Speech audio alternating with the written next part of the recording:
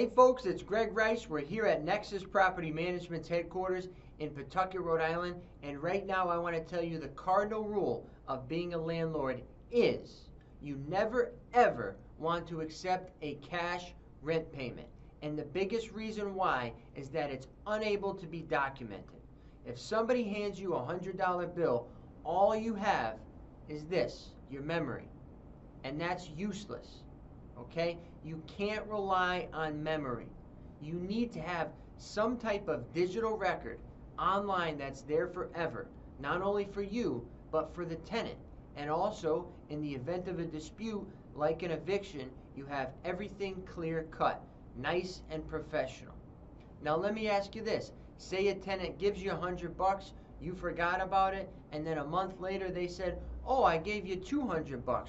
You don't remember? What are you going to do? At that point, it becomes he said, she said. It's useless, it's inefficient, and it's unprofessional. So don't do it. Get your tenants to pay online. It's very simple, it's very easy, and oftentimes it's free. So what are you waiting for? Jump online now. There are many websites, many different apps also that you can hook up with your tenants directly.